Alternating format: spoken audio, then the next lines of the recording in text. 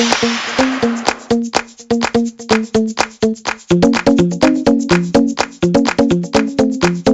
everybody. Welcome to La Lista, a Latinx writers podcast. This is your host, Ruben Mendive. And today we have a brand new writer in studio with us in the nook, in the kitchen. In the kitchen, yeah. yes.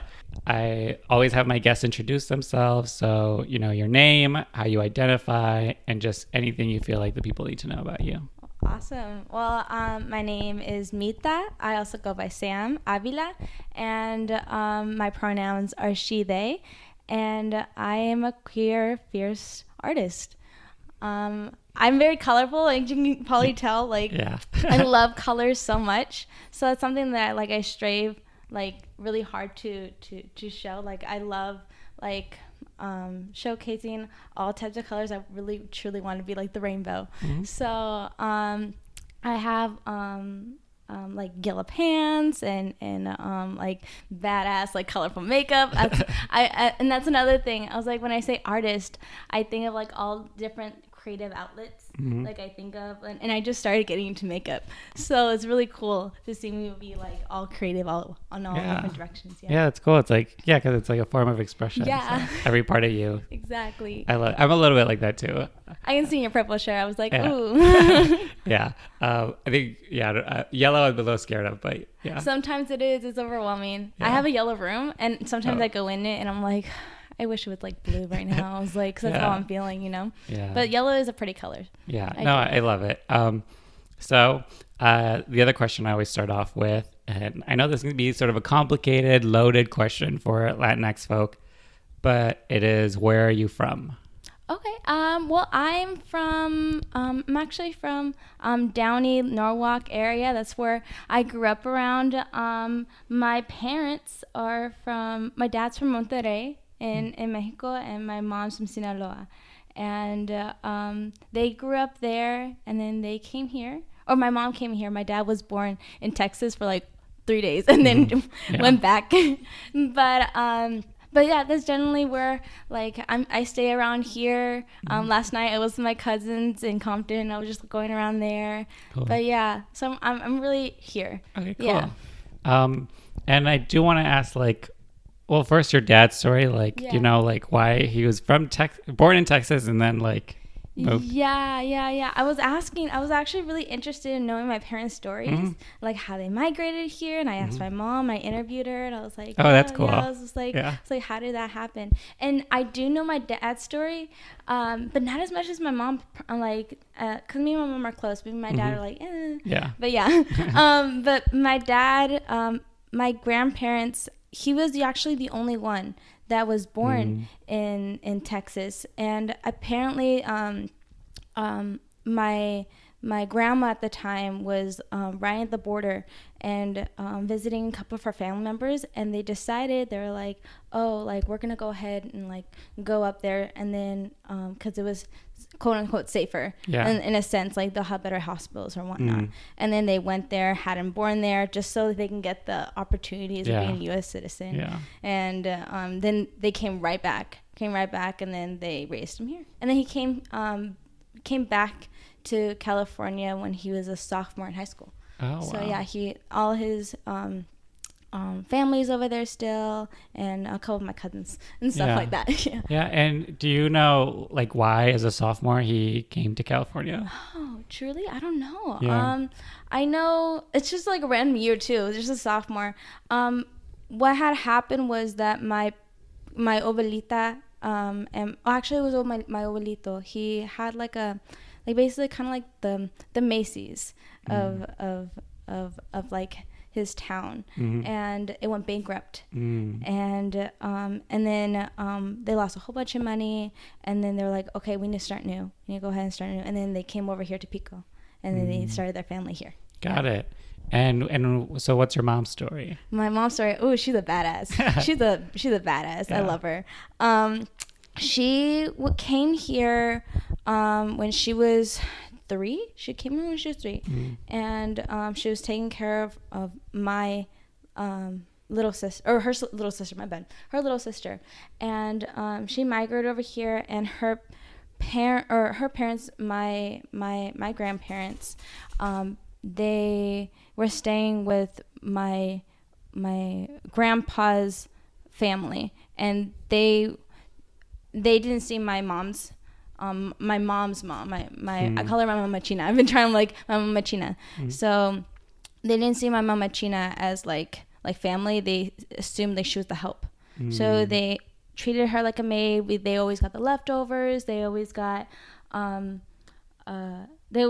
the last of everything. They took a shower last. They had to clean everything when there was parties. They were helping. And finally, my mom's or my mama China, she got mad at my papare, my grandpa, my grandpa's mom, and they had a huge dispute, and then they had to move into my papare's brother's house in the garage. But that was another difficult situation as well, because they couldn't use the bathroom until my papare was home, and they had to take a shower in ¿cómo se dice?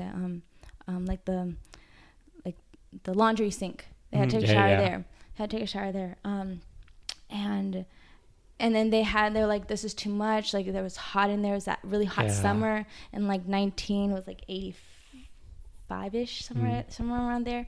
And so then they finally moved to a little duplex in Pico.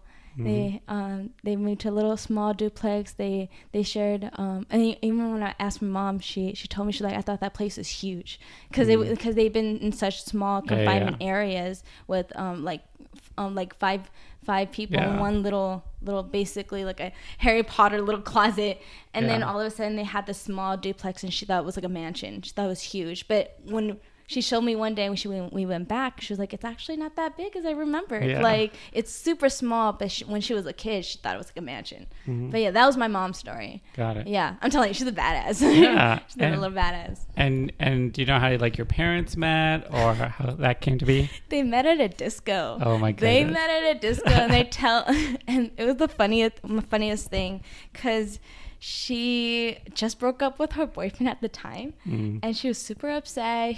Obviously she thought he was like the one, and she was like all like petty, and her friends took her out, and she was like, I don't want to dance, I just want to like go sit in the bar. And my dad came up, and my parents are still together, and my dad came up to her and was like, hey, you want to dance? And mom was like, no, the fuck, like like I'm over here enjoying my drink, like I didn't ask for you.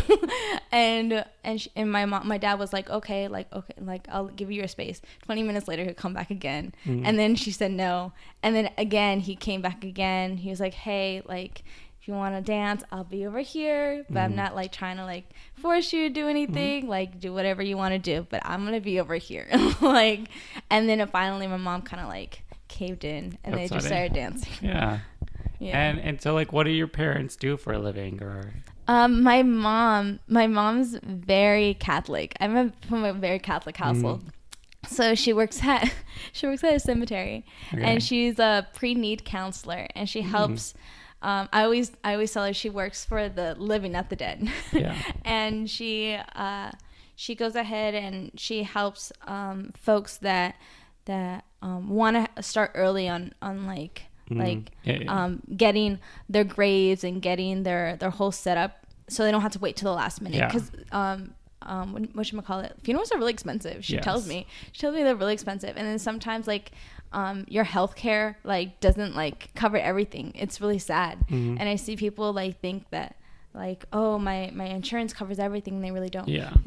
So then she's really like an advocate about that. Like, and she does that. But my dad, he used to work at the Federal Reserve Bank right here in LA, and he got laid off in 2008 because of the whole thing.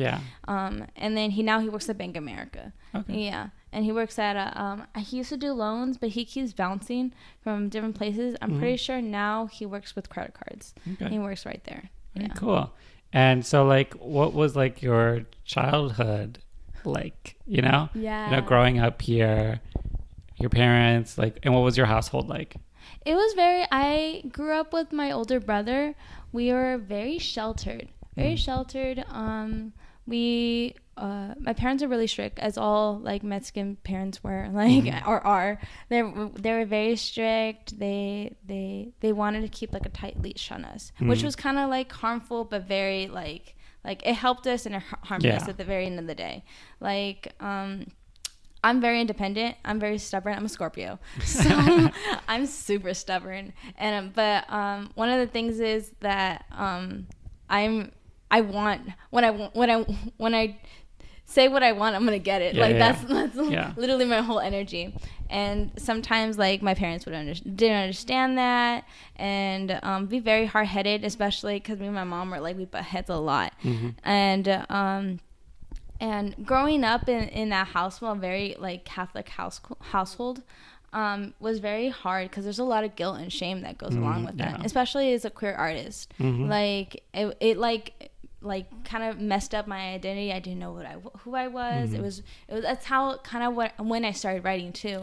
Is when I didn't understand like who I was and what I am, or didn't know how to like so-called put labels on it, and I didn't know like I had to put labels in the same time with it.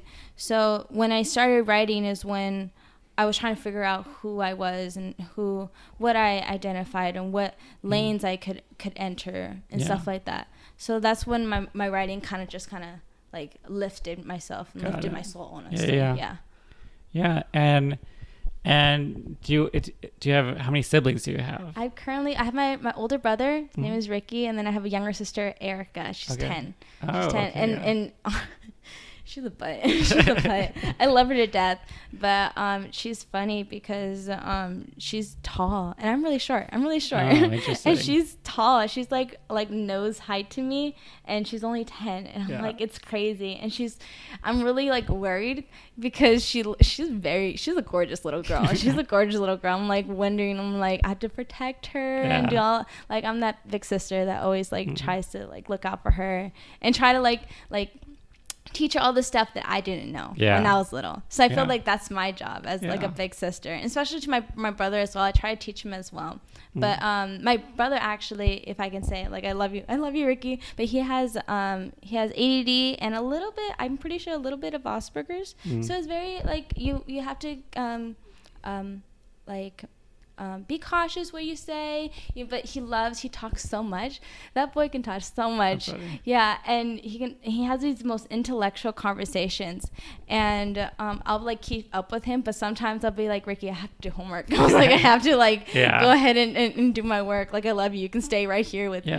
But like sometimes he gets a little rough, and I feel like when my brother doesn't sometimes talk to me, but he talks to my little sister Erica, because I feel like he feels like he's being understood more, which is really cool. So, and something that I didn't know when I was little, how to communicate with him, because I didn't know how he was, you know. And he was always a little awkward, little shy boy, and I didn't know how to conversate with him. But I feel like my sister Erica knows how, and it makes me really happy that he has that outlet to have someone to talk to. Yeah. And like, how would you describe like the neighborhood, the town you grew up in? You know, I'm from Chicago originally. Wow, I didn't know. So I'm not too familiar with like all the like different neighborhoods, towns, and like cities in Southern California. So how would you describe it to someone? Wow, I feel like it's since I live in Pomona now, but I'm, like I said, I'm always here because my family's always here. But when I was here, it was a lot of brown kids in the neighborhood. A lot of brown kids. I remember going to school with a lot of brown little boys and girls. And but now when I come back, there's a lot of gentrification that has happened. And but when I was here, it was very bustly. It was another like outside LA, like it wasn't as busy as LA, but there's still traffic. There's I used to ride my bike around the block and be okay with it, and now when I see what's happening, I'm like, I don't feel like that is not as safe, or I don't feel as comfortable as I was, you know. But I would like go, like my school was like literally like down the street, like I can literally had walking distance there. it was a nice little neighborhood. And especially because my grandparents are right around the corner. I can literally go to their house right after, and we'll have that ice cream man like go by like every day at the same time. And we would play basketball out in front of my Mama China's yard. It was really fun, especially because my cousins are all my age, around my age, I should say. But that's how I kind of grew up, how the neighborhood was. Very lively. I don't see a lot of kids like shooting hoops no more, you know? Yeah, because that's how I grew up. I'll come home, my parents would get so mad. I'll come home with scrapes in my knees. I'm like, they're like, what happened? What did you do? I was like, well, the big boys wanted to play basketball. I remember too, when I was growing up, my grandma would always like have us scrub our knees because our knees are always so dirty. And I was like, always crawling around. So I'm always curious about people when they're in school, like elementary school, high school, growing up. I always ask them like, who were you? Who were you pretending to be? And like, how did people see you? You know? That's interesting. I had straight hair so I know I was like, I had really curly hair. And I feel like that happened like, I think it was like puberty, like in 6th grade. But growing up, I had really straight hair. I really wanted to be like Dora. So I had this really bad like bangs, and I have really like heavy hair, and it was just like this big mop on my head. So people saw me, and they saw that, and they were like, what are you trying to do? What are you trying to be? And it was really difficult growing up because I would like have crushes on like my little friends, and I didn't know how to explain it. Like I wouldn't hang out with the guys necessarily because I'm very femme, and I wouldn't say like but I would hang out with the girls, and I had a crush on my best friend. I was always like the only reason why like I hung out with her, but I didn't understand that at the time. And growing up, I was just kind of like configuring, and then I went to Catholic school for a good 3-4 years. It was from 5th grade to 8th grade, and that was a different experience because one, you're growing up with the same kids because there was only one classroom per grade, so you're kind of growing up with them. And it was kind of weird because they very much shunned you if you try to like look outside the norm because you're very uniformed. And it was very harmful, very detrimental to what I was trying to be or who I was. Because like even when I was a kid, I was always very colorful, and I couldn't do that, especially in uniforms. So I remember one time we had this, if you read a certain like limit for like if you reach like an AR for your reading, you have that mark, you get to wear like a free dress. You can wear whatever you want that day. And I remember one time I was like, I don't get that often because when I was little, I wasn't a big reader, and now I am, but like I wasn't a big reader growing up. And but having this free dress, I didn't know because I didn't get it that often. And I was like, I have to wear like all these certain things. And I remember coming to school with like red and white like stockings, these checkered pants, 2 tank tops, a purple bow in my hair. Like it was crazy because I didn't know like even back then I was very colorful and I couldn't express that. And it was so difficult for me to do that, especially when I was growing up in that Catholic household. It was hard to figure out. I didn't really know who I was.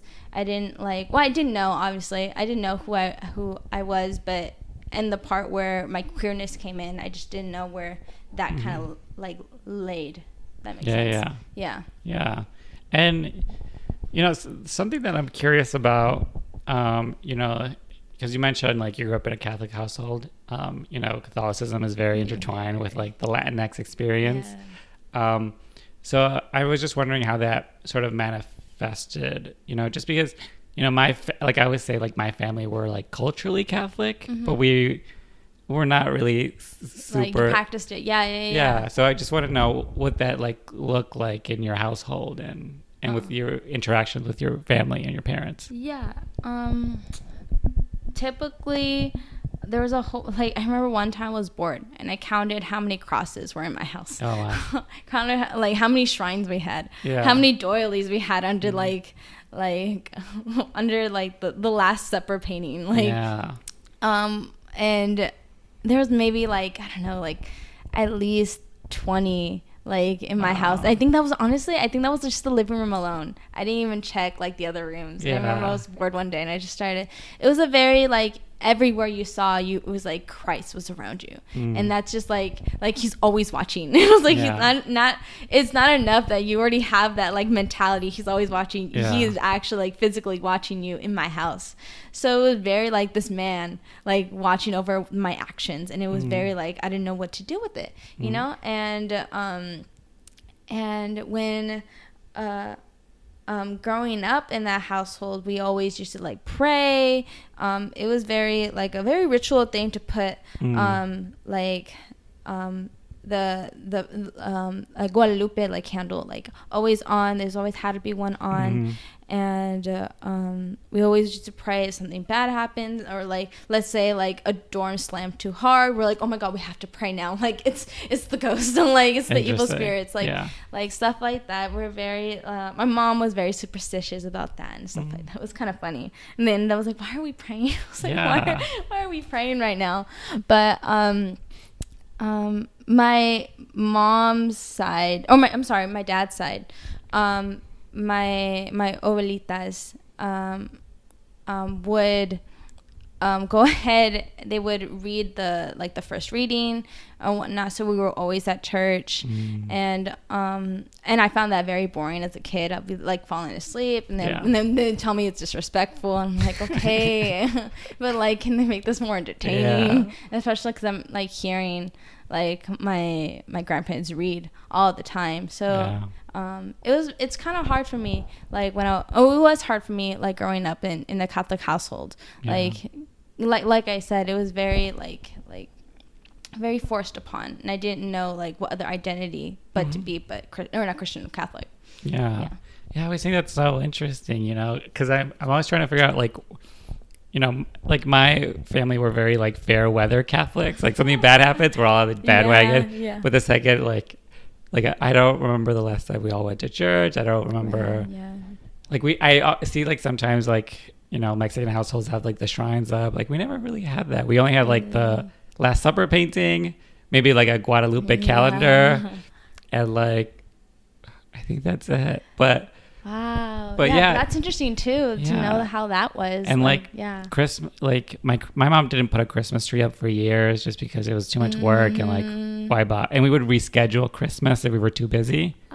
So if like somebody was working or something, we would have Christmas on the 26th or like. So I'm always curious of like, because I know some people really grow up with like really embedded in like how. Christmas Eve was like the most like especially there was always the because I'm very close to both sides of my family. There was always that argument, who we're going this year, and we didn't know which side we were going to, and there was have a little dispute because you feel awkward. I'm like, oh, I thought we were gonna go to my mom's side this year, and I'm always like, you know, there's always that little little argument between my parents whose side we're going on. But whatever it was, Christmas Eve was. I had a big family. I had a big that big like stereotypical like LatinX family. So we would always get together. We always make tamales or pozole, or we have all those big, the big potluck of all these like beautiful and like intricate tasty foods. So I think that was the only reason. It's like we and especially we were all Catholic as well. We would go to church that night if we could, like at midnight, and like we'll party, and then we'll go to church, and then we'll go to sleep, and then Santa Claus and Saints will come in the morning. I remember one time my cousins were like, oh, we have to go to church. I'm like, why do we have to go to church at midnight?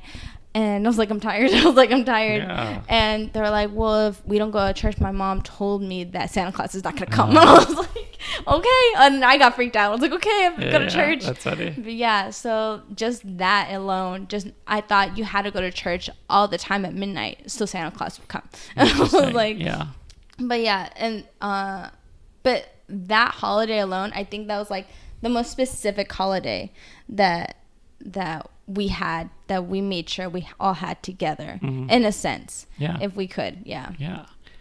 So I want to talk about, like, you know, like what you did after high school. I always ask people, like, you know, once we hear a little bit about how they grew up, just what was it like after high school? Well, I just graduated from Cal Poly. I am a theater major. I'm a theater major, and after I was focusing on, I wasn't focused on writing yet.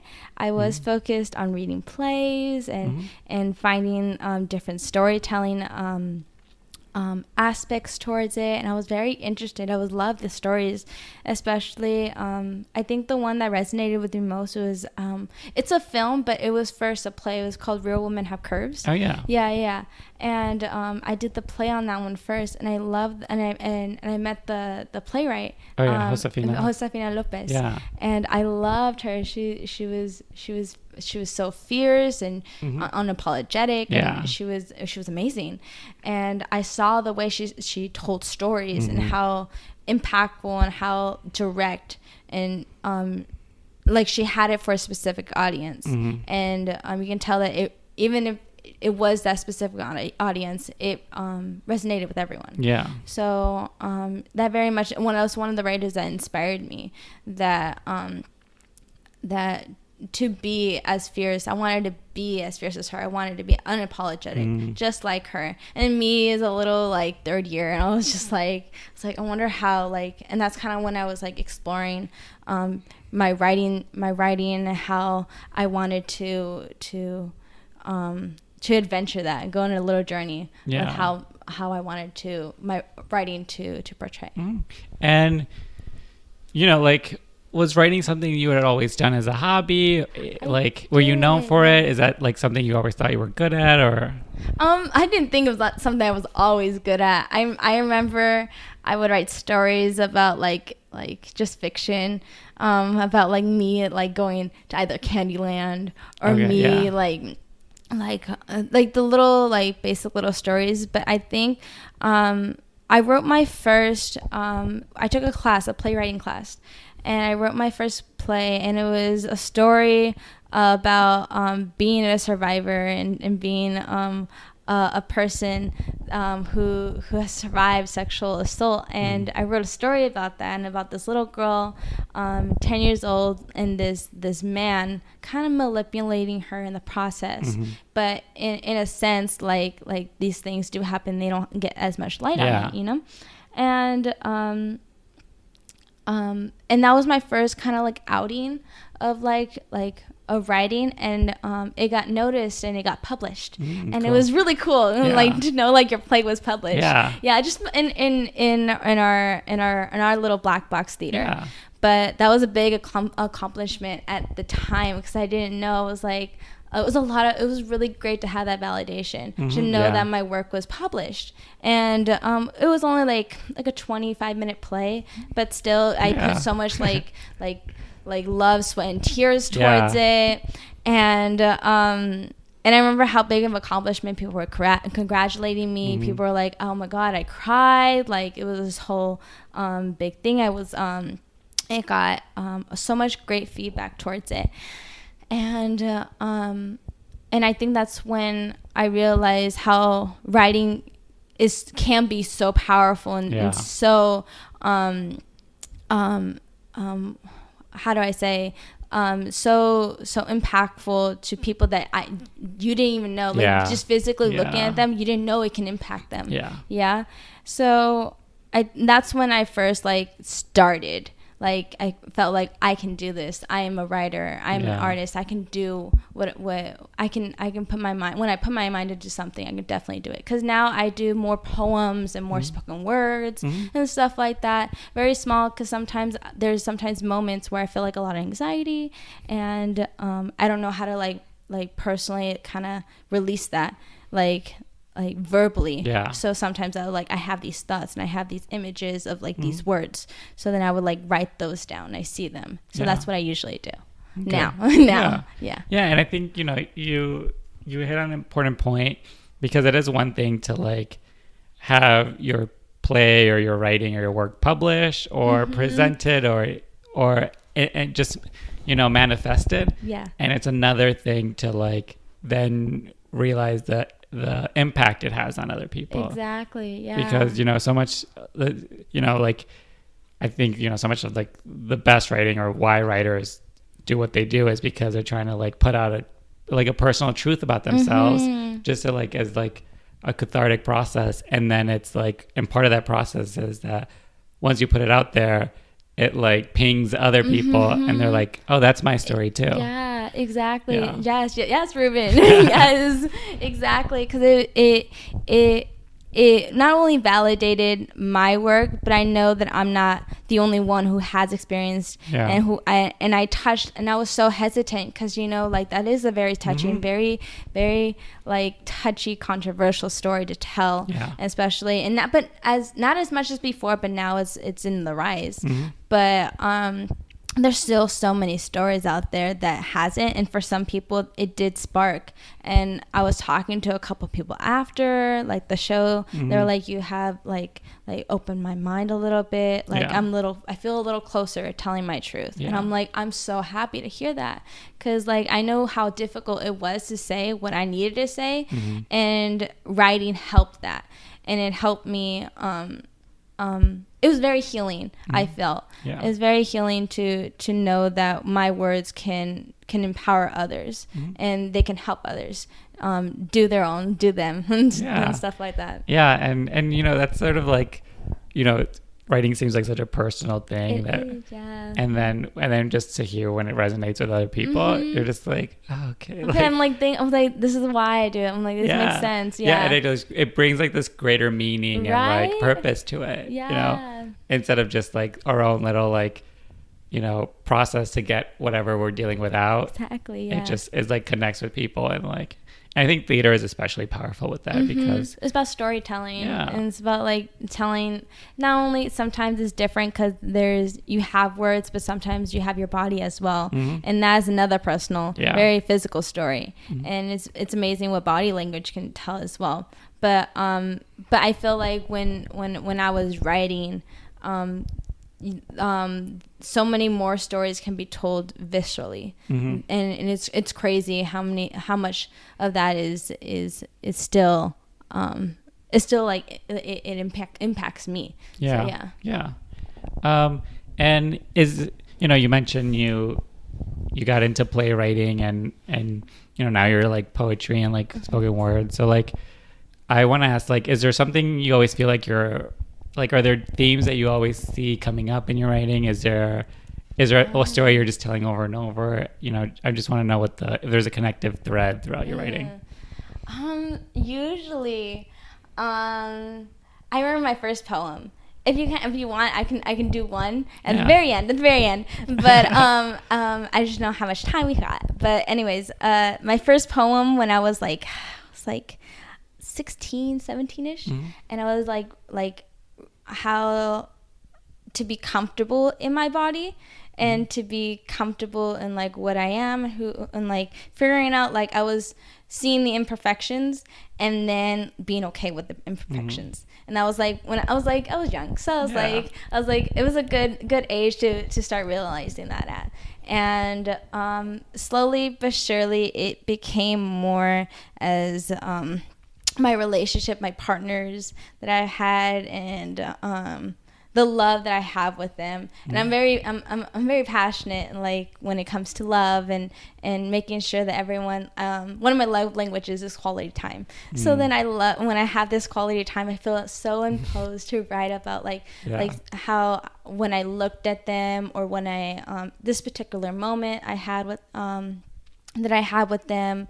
There's a lot of that, a lot of like self-identity, love, hardships with relationships with my parents, stuff like that. I think it's a lot of healing with healing from my background to who I am now. So I guess like a good journey. It's like a journey from what I am. And I wanted to ask about, you know, how you like view your like Latinx identity, now and even like in the past? Like, is it something that you were aware of? If it's something you've grown into, just sort of what that experience, that journey has been like? Yeah. I I remember when when it first came out, like when not came out, but like when I first heard of it, and I was when I first felt like, oh, I think that's me. Like I think that kind of resonates with who I am, because the word is very very inclusive, because it is it has the X, and it's it takes up more space, because a lot of people are like, why you have an X, like what's the X supposed to do? And I feel like it's an extra breath that needs to be taken, like we need that space.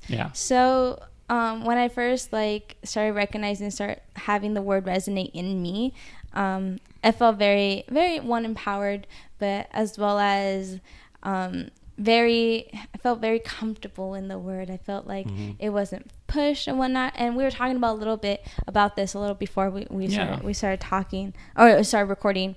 But that the word is very much problematic as well. Like we still got our kinks in the community where there's a lot of still anti-Black,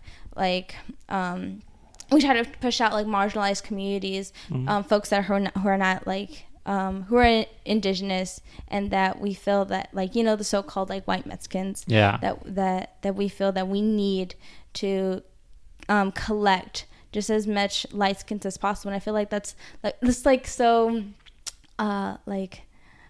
controversial to the actual word, because it's in Latinx is about inclusion. It's about stepping away from the word Hispanic and one, because we started instead of being a check mark in a box, just Hispanic, Latino, we made this term. And when I look back, or when I look on it now, I don't want anyone to be pushed out. It's for folks who are from Latin America, who are in Central America, and I feel that's a term that needs to be looked at again. And I want to keep my community accountable. I want to hold them it's a sense where one of my teachers told me one time, you're not patriotism isn't waving a flag. Patriotism is holding your community accountable to the actions they're taking, so we can build on it, we can be better. And that's kind of what I want the Latinx community to understand as well. So but in the world that I want to be, what I want the Latinx community is to be inclusion, or be more inclusive. That's what I meant. Be more inclusive to all folks that are in that Latin American community. Because I think it that's what I'm trying to do with this podcast, and also what a lot of people is, we're trying to open up the definition of what it means to be Latinx. I love that. That's the thing. And I felt like your podcast captures that. And I was like, and I think it's the work we all have to do to, because Latinx came about as this more inclusive term, and then it kind of it sort of just became, well, this is what it is to be Latinx, and it's and I think we have a lot of work to because even with this new word, we still carry around a lot of the baggage from the old ones. That we need to in overall representational media, we need to open up the definition of what a Latinx person looks like in the media, but also within our own community to because you see all the Instagram account and all the hashtags where it's using Latinx or and if you look at it all, it sort of just looks like one thing.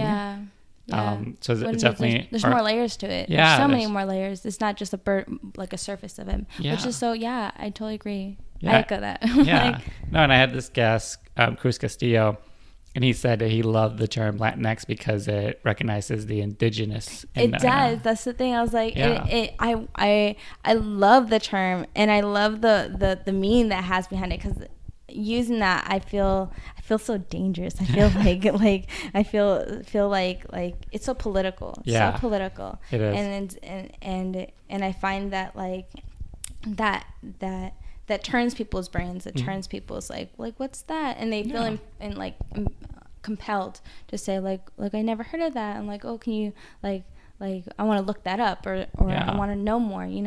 So it's kind of cool how that has evolved throughout the years, and how the community has grown so much, and so many people are coming forth and saying like, oh, I'm Latinx. Yeah. I'm like, I am that extra space that, like, I am against the grain. I'm here. Yeah. And because I do think a lot of people see it as more like a millennial term. Yeah, like a very, that's why too. It's we have a hashtag. I'm like, no, there's like, it's a very political word. Like, it's purposeful. It's not like trying to be like a PC word to like correct other people. It's like being like acknowledging your own power and where you come from, instead of having terms that were sort of given to you and assigned to you. Right. So I did want to ask about, like, what your major was or in school, and sort of why you decided to pursue that major. I'm very dramatic. Okay. I'm very dramatic. Like, as I said, I was a theater major, and when I grew up, when I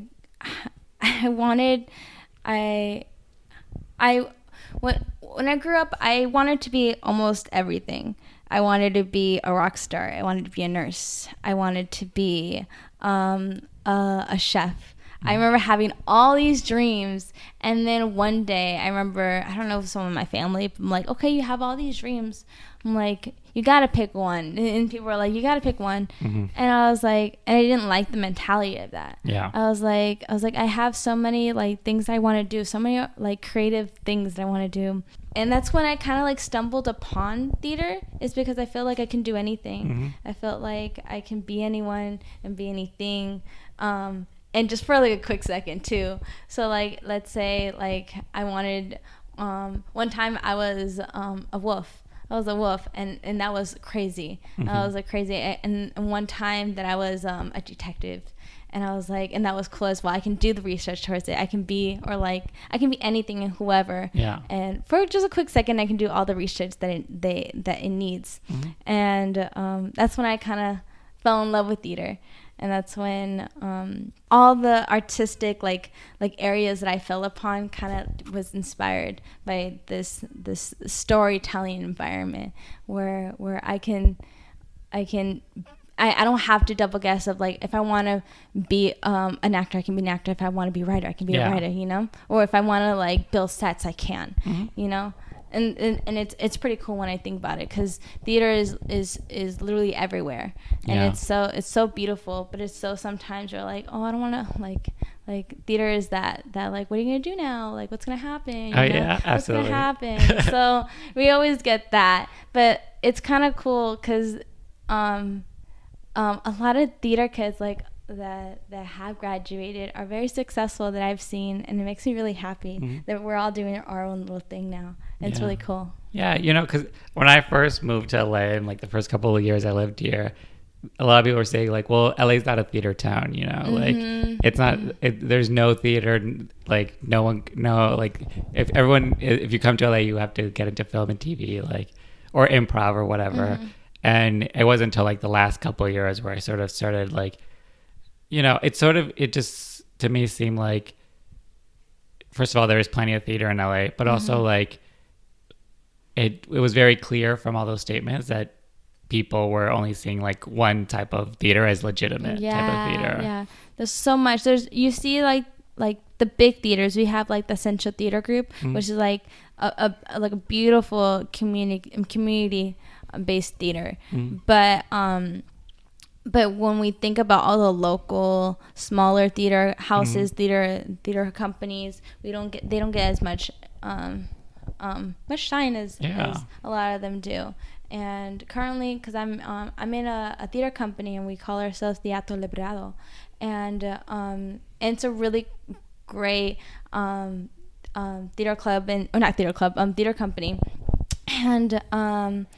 and we strive. Our first show is coming up, and we interviewed our moms, and we interviewed our mother figures in a sense, and we all transcribed our mother's words in both Spanish and English, and we wrote a play about all of our our mother figures' journeys here to the U.S. Yeah. So it was really, really cool when you think about it. And we're just one small, big small. Yeah. It's a small but fierce team of 9. And we're all doing all the on ground work and all what we can do to get ourselves out there. And we're just one.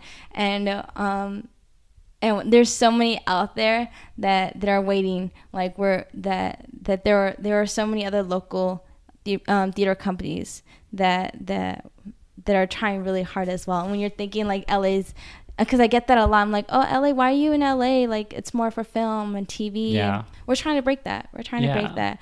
I'm like, one day I want to like go to New York and I want to go to Chicago and go experience their theater out there, because their theater is amazing as well. But we're trying to find our roots here, because there is a lot of theater companies here that for the Black and brown community that they can resonate to. Yeah, and I'm from Chicago, so it's like a big theater town also. But it feels like when people say that, it's like there's no theater in LA, they mean there's no big white theater company. Right, exactly. It's crazy when you think about it, where it's like because all the theater companies that are really, really big, they're predominantly white, and it's unfortunate. Yeah. And sometimes we took matters to our own hands. Yeah, we really did. We're like, can like F all these all these theater companies that don't include us. Like, so in our little theater company, little big, I should get more used to saying that, our little big theater company, it's a very queer, brave space. And we find ourselves trying to be as inclusive as possible, and have everyone feel brave and space when they're coming to our meetings. And each time we start our meetings, we have an intention, and we have like, this meeting is gonna, like, we want to discover, and we want to learn, and we light a candle. And that's how we start our group conversations and our rehearsals. And it's really great. It's a really great space. I like, sometimes, when you're like, oh my God, like, I don't want to go today. I'm like so tired from work. But then when you go somewhere, you're like, I'm so glad I did it. Yeah. I'm so glad. That's every time like, true. You feel so grateful and feel so humbled every time I come out of a rehearsal. Yeah, because I had a play up in June and made a lot of friends off of that. And now I feel like, people say like, oh, LA's at a theater town. It's like, I feel like I'm constantly going to like people's shows and readings, and like, are you sure? Because my calendar's pretty full. Like I'm going to a play tomorrow, was at a reading Thursday, like have like another like reading / first showing of another play in a couple of weeks, and I'm just like, that's sort of what's in the last couple of years have surprised me, and I've been like glad to find this not so hidden gem of like Latinx theater. Right? It's LA. So crazy. Yeah. We're so much out there. We're like, we're trying to cover all the corners, truly. We're trying to get ourselves out there. And once I started this theater company, I see the other ones, and I see like what they're doing. I'm like, oh my God, we're doing the same thing. We should collab. We should do this. Yeah. And it's so much how much the community has helped as well. And how crazy that like, they're so willing to help us out.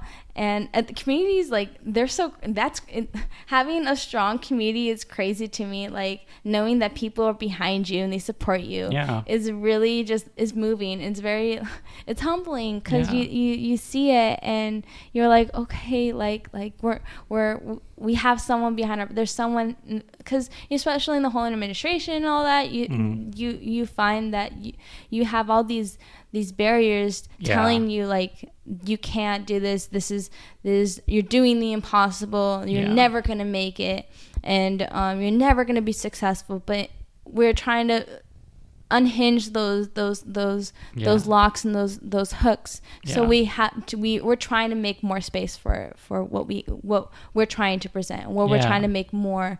And it should be in your face, like more in your face theater, that we want to know that we are here too, and you should pay attention to us, please. Pay attention to us. Yeah, and I think sort of it's funny the way like history works, that like this like Latinx sort of like movement and like political thinking and Latinidad has sort of like come about right at the time when this presidency is going on. That like it's sort of just like met each other at two points in time. It really did. It became really. It became a heightened struggle that I knew that we've been preparing for. Oh, for sure. We were preparing. We're like, okay, like this is happening. Okay, it's now. Oh, it's now. Like it's happening. Yeah. And that's what I tell people all the time. Because I'm an immigrant. My family, we're all immigrants. And the things that are going on now, we were like, this is always what we thought would happen. Like this is always the worst case scenario. It's not super surprising to us because we've been preparing for it our whole lives. Exactly. We always knew this possible. So that's why when like the election was going on and people were like, so I know like, they were so surprised. I'm like, I'm not really surprised. And like so like blah about it. Like, well, like the lesser of two evils, and I'm like, no, one's pretty bad, and like and then we're sort of seeing the fruits of that decision, but it's like this was always we were always warning about this, you guys, about this, but you thought we were exaggerating, and now that's a reality. You can't believe it. I'm like, now you can't believe it's just a big surprise. I'm like, no son. I was like, no, like we've been here. We've been new. where you at? But because I have a lot of friends that who are not as cultured, not educated as well, and that sometimes they'll be like, I just can't believe this is happening. I'm like, truly, like I do. Like this is what I grew up with. This is what my family has been telling us. Like when I grew up with, because my mom was an immigrant, and we had that sit down, and we had I'm privileged enough to say that I'm a citizen, but she had that sit down conversation, and she was like, hey, like one day this might happen. It's gonna be okay. Like I had that conversation, and some people just don't know like how to take it if it's not affecting them. I was listening to this interview with like these lawyers from Raíces. And they were saying how like this system was this immigration like enforcement, ICE, was always in place, and Trump just sort of pushed the gas on it. But I was like, and that's why even with the census question, like some people were like, well, what's the big deal? And I'm like, well, I know that fear. I know like the wrong check on a form, and you don't know what could happen. Like, so it's like, but again, even with the census form, people are like, well, is it that big of a deal? I'm like, yeah. It's like, well, those people are like waiting till that's weaponized and used against us, and be like, whoa, who knew? And it's who like, knew? Yeah, I'm like, well, remember you told me we were being dramatic about that question, like on the census? Yes, this is always a possibility. Exactly, dude. Yeah, exactly. But anyways, because it's something that doesn't get not in the light of it's not taught in our history classes. It's not taught in regular day-to-day basis. We kind of go throughout our day thinking that like, oh, like we're over exaggerating. We have nothing, or the people that are not experiencing it, we don't have anything to worry about. So what can we do? Like, so then once they see that it's getting more light, people are like, do I help now, or is it okay? Am I being too scared, or like does it seem like I'm too scared to now like go ahead and use my privilege to help the others? But like, and it's almost like a double-edged sword, where it's just like if you're using your privilege, it's also very dangerous as well. They feel that it won't benefit them, so they feel hesitant, and they kind of just like back off, and they kind of stay quiet, and they kind of stay silent. And it's just the power of silence is very detrimental to our community as well, because you're not really doing anything. It's an interesting conversation about like using your privilege and sort of people, because to use it means to get out of your comfort zone and be in something that you wouldn't affect you otherwise. And that there might be consequences to that. Right. And it's like, well, like that is, I was at this like training thing for this job, and they were talking about like, an interaction with like a black man and the police. Like, should you whip out your phone and someone suggested like, oh yeah, whip out your phone, record it just to like as another form of witness. And somebody said like, well, my friend did that and the cops turned on them. And I'm like, well, yeah, like that's sort of what you're, that is the deal. Like that is you using your privilege to like, try to interrupt this pattern. And you have every right. Like, and sometimes it might be turned to you, like, but that's the whole point. You're trying to interrupt something from happening, and you can't act surprised when then they turn off your mic. I'm like, okay, like, you, that's the whole point of pulling out your phone to have like that, like you said, like a witness towards it. And it's honestly one of the things that I find so baffling, that it's crazy when you're seen as an ally, and when you try to exercise your allyship, it gets pulled down, and then you find that once they turn you down, like it's all like you turn victim, and you're like, well, they said that I can't have my phone, so I'm never gonna do it again. I'm like, no, it's about you exercising, continue what you're doing,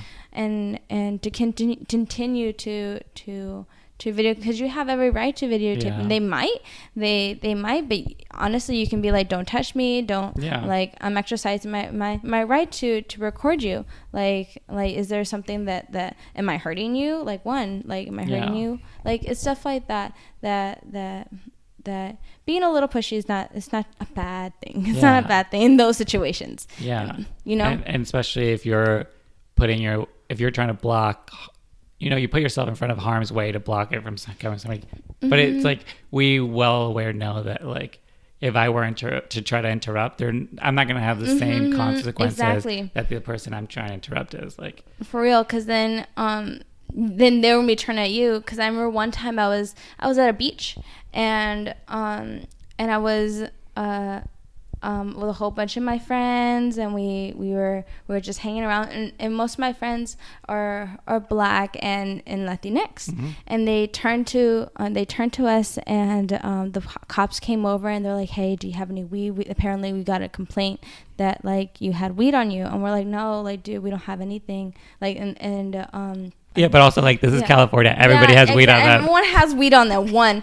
So like, apparently they were like, we just got a tip, like someone that had weed, and then they were like, oh, do you have drinks on the beach? We're like, sir, like, no, we have lemonade, like that's all we have.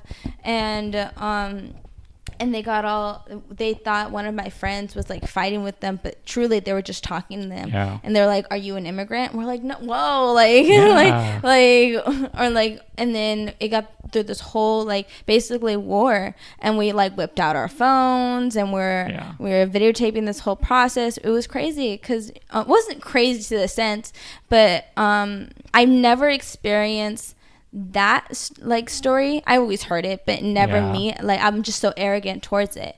So and when that happened, it was just like, wow, they really out here just like calling everyone, like, and they really and it's crazy when people are like, they still support, like, oh, there's good cops, and there's good, like, there are good white men or whatnot, white cis men. Well, I'm like, well, then you get to this whole debate about like, there actually isn't no good cops, no good cis het white men,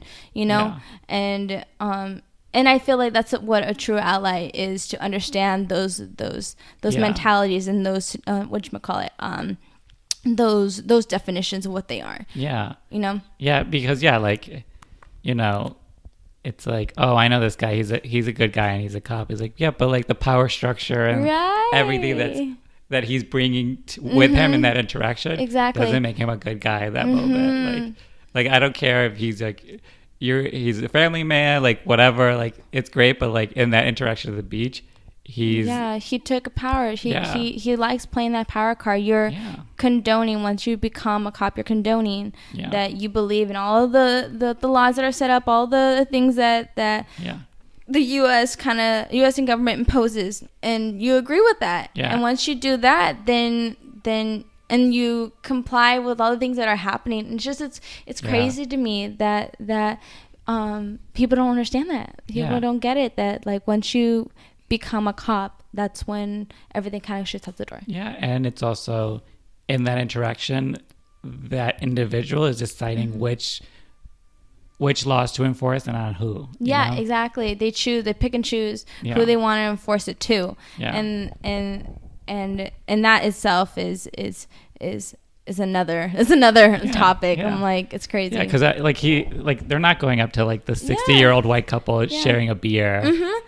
So I'm like, can I see your visa? Like, I'm like, they're not like, can I see your license registration? Yeah, like all and it's a difference, and it's like, because even at the beach, I'm still worried about that, and like, but it's like I've it's like if you're black and brown, if you have music, if you're quote unquote too loud, either someone points it out to the police or the police already flag it within themselves. And then, because even if like somebody had said that, they could look at you guys and be like, not doing any harm. Let's move on. Yeah. Like, that's all they should do. Yeah, truly. It's just like, real crimes are happening. Like, people are being hurt, and like stuff is going on. And like, I saw this interaction with this like homeless man where I was like, well, if the cops just got back in their squad car and left right now, he would probably just be fine. But instead 2 more cars showed up, and then they tried to corner him in the middle of an intersection, and now that man is breaking all these laws. But it's like, well, you could have just left him alone. Exactly. Yeah. What harm was he? And again, how much that could have just been said, like, if you just left him alone, that could have solved so many problems. No, and I watched the whole interaction. I'm literally like, yeah, he was acting weird, but like, that's not, first of all, that's not a crime. Exactly. Secondly, like, he's minding his own business. It's like, it's way worse now. And now, like, so it's such a complicated topic. So I did want to ask about, writers that you admire, These could be heroes of yours, peers, people whose work you see and you're like, oh, they're doing good work. I always say this because it's like, I see writers that I love, that I've grown up with, but also like writers that I'm like Instagram stalking, that I always see them working and I'm like, ooh, what are they up to? So so if you want to shout any of them out. There's so many. For, I guess, like I said, I think theater-wise, I would think Josefina Lopez. I feel like she was a really cool writer to follow and to read her plays from, and the way that she perceived the world. I felt like she was a really badass one. Another one, one of my favorite books was Juliet Takes a Breath, and it was by Gabby Rivera, and she wrote a story. She's Puerto Rican, and it was about her.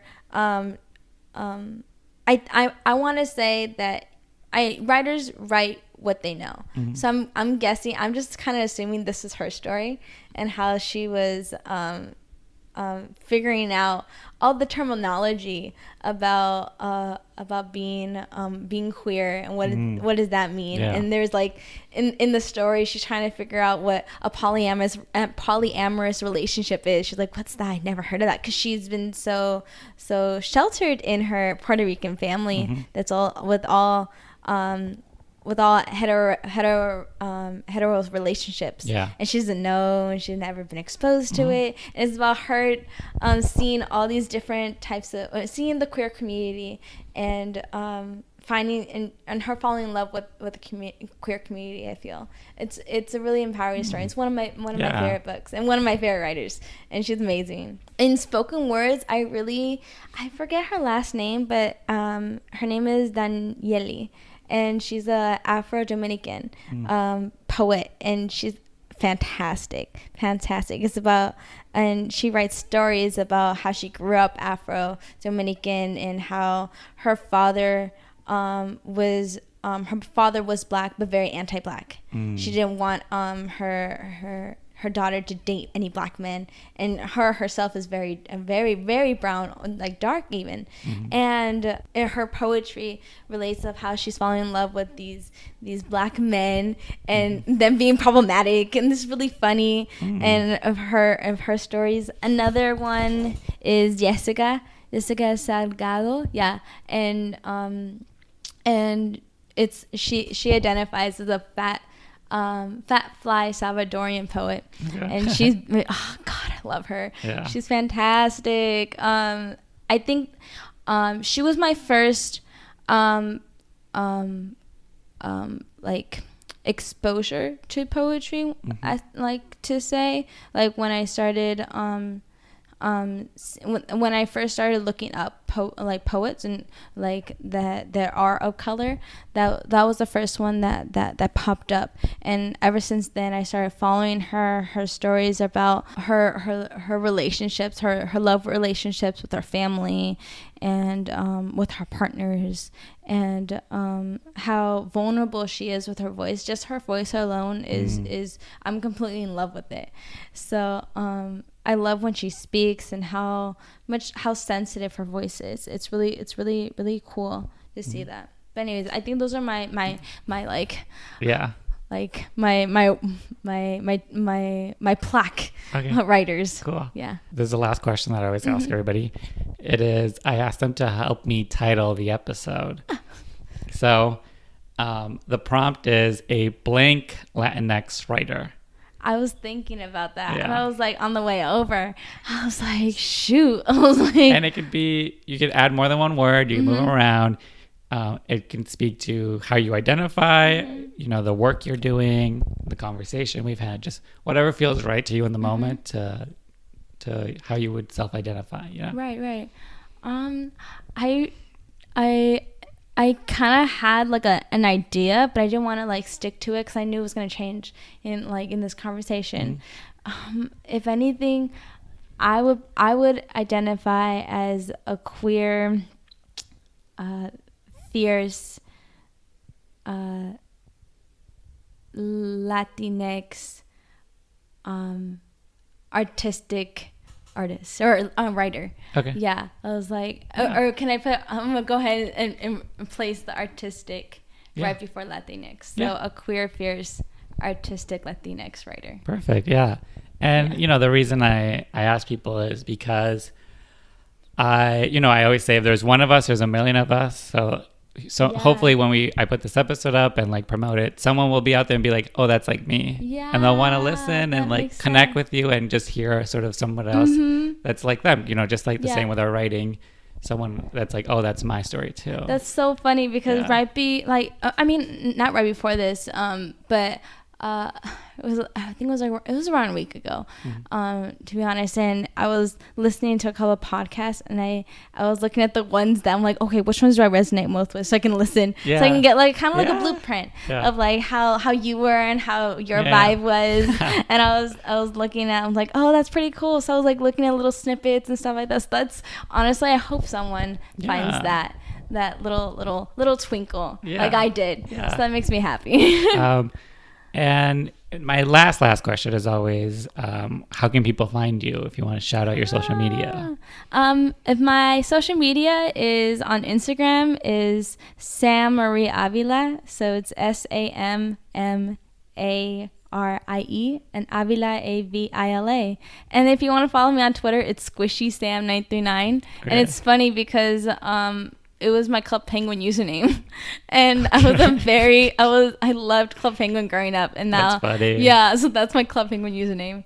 So go ahead and follow me on SquishySam939 on Twitter. All right, there you go. Also, if anyone's out there is playing Club Penguin, maybe there's still an account to it. Truly, let me know. We'll go ahead and go to each other's igloos. That's funny.